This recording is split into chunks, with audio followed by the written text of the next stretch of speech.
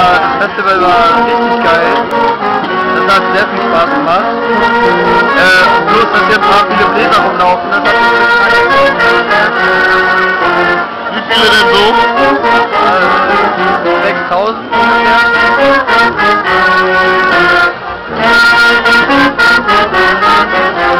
Sicher? Ja. Schade ist nur, dass die meisten noch nicht bei denen einfach bestimmt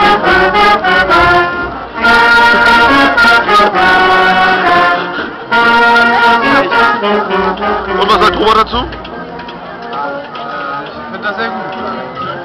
Ich denke, dass die Politiker sich einfach wieder mehr anstrengen müssen und es wieder mehr in die Zukunft unserer Kinder investiert werden müsste. Dafür stehe ich mit meinem Namen. Danke.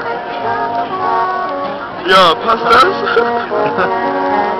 Nein,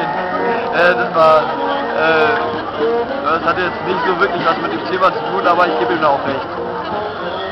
Gut, das finde ich schön für euch beide.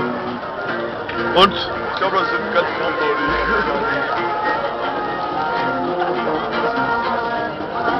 Los, Hannes, spiel mal was.